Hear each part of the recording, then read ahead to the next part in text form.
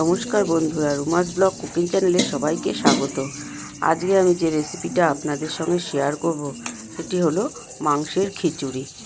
মাংসের খিচুড়ি অনেকেই হয়তো খেয়ে থাকবেন, কিন্তু আমি কিভাবে রান্না করি সেই রেসিপিটাই আপনাদের সঙ্গে আজকে শেয়ার করব। এবার চলুন দেখে নেওয়া যাক এই মাংসের খিচুড়ি কিভাবে বাড়িতে তৈরি করে নেওয়া যায়। মাংসের খিচুড়ি বানাবার জন্য আমি এখানে 500 গ্রাম চিকেন নিয়েছি। দেখুন, চিকেনটা আমি ভালো করে ধুয়ে পরিষ্কার করে নিয়েছি। এবারে এর মধ্যে আমি স্বাদ মতন লবণ দিয়ে দিলাম।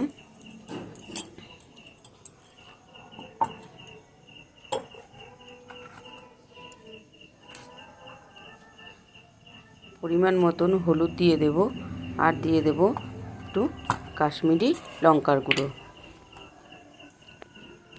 কালারের জন্য আমি একটু দেব কাশ্মীরি লঙ্কার গুঁড়ো।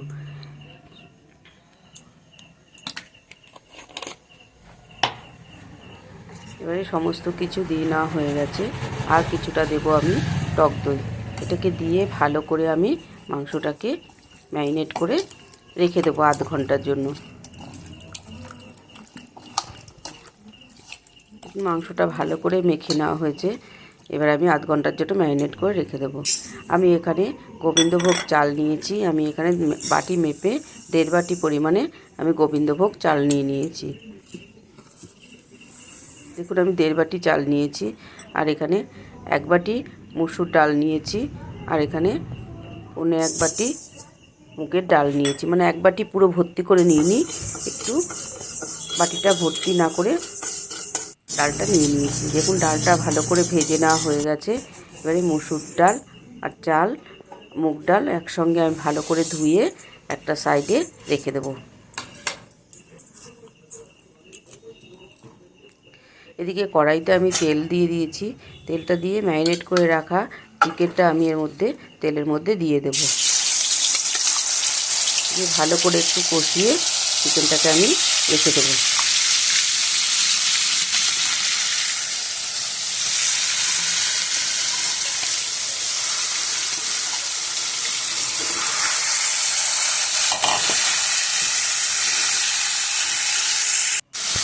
চিকেনটার মধ্যে এবারে আমি আদা রসুন বাটা দিয়ে দিলাম।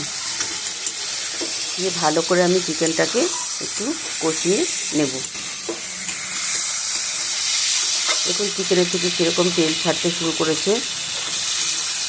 চিকেনটা থেকে দেখুন আস্তে আস্তে তেল ছাড়তে শুরু করেছে।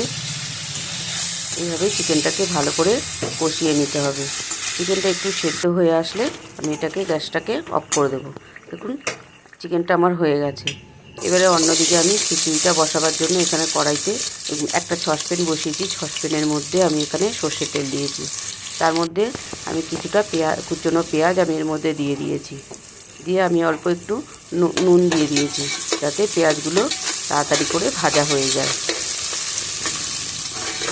কিন্তু পেঁয়াজগুলো অনেকটাই মরে গেছে।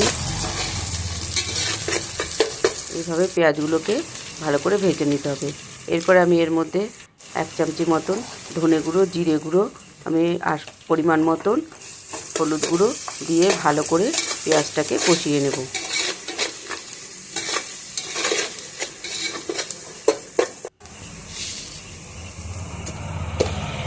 স্বাদ মতন আমি চিনি দিয়ে দিলাম। এবারে ভালো করে পেঁয়াজটাকে আবার সমস্ত কিছু মশলা দিয়ে ভালো করে পেঁয়াজটাকে আবার নেড়েচেড়ে মিশিয়ে নেব। আমি এখানে কিছুটা পরিমাণে চেরা কাঁচা লঙ্কা দিয়ে দিয়েছি। ঝালটা আপনারা যে যেরকম খাবেন সেরকম দিতে পারেন। এবারে যে চাল ডাল ছিল ধুয়ে রাখা, সেই চাল ডালটাকেও আমি এর মধ্যে দিয়ে দিলাম।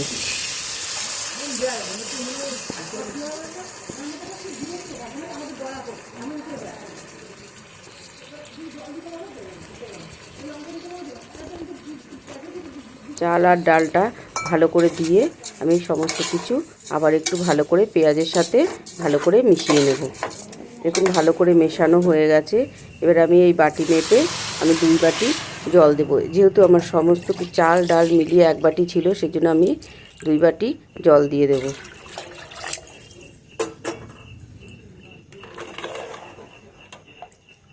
জলটা দিয়ে ভালো করে আমি নেড়েচেড়ে ভালো করে মিশিয়ে দিলাম। দেখুন, অনেকটাই সেদ্ধ হয়ে এসছে। এবার আমি এটাকে অন্য একটা পাত্রের মধ্যে ঢেলে দেব। দেখুন চালটা অনেকটাই সেদ্ধ হয়ে গেছে। এবারে যে চিকেনটা ছিল সেই চিকেনটা আমি এর মধ্যে মিশিয়ে দেব।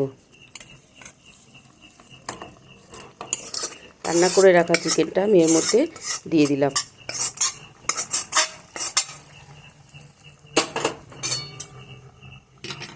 চিকেনটা দিয়ে দেওয়া হয়ে গেছে। এবারে আমি চিকেনটার সাথে খিচুড়িটাকে ভালো করে মিশিয়ে দেব। এইভাবেই চিকেন দিয়ে খিচুড়িটাকে তৈরি করে নেব। দেখুন জলটা অনেকটা শুকিয়ে গেছে। এবার আমি একটা তাওয়া রেখে তার উপরে আমি এটা দমে বসিয়ে দেব। দেখুন মাংসের খিচুড়ি আমার একদম তৈরি হয়ে গেছে। দেখুন কত সুন্দর হয়েছে। এইভাবে আপনারাও বাড়িতে একবার মাংসের খিচুড়িটা তৈরি করে নিতে পারেন। এবার আমি এর মধ্যে একটু ঘি দিয়ে দেব। বন্ধুরা, এই রেসিপিটি যদি ভালো লাগে লাইক করবেন, শেয়ার করবেন, কমেন্ট করবেন। প্লিজ চ্যানেলটাকে সাবস্ক্রাইব করবেন। ভিডিওটা প্রথম থেকে শেষ অবধি দেখার জন্য অনুরোধ রইল। এবার আমি গরম গরম মাংসের খিচুড়িটা পরিবেশন করব।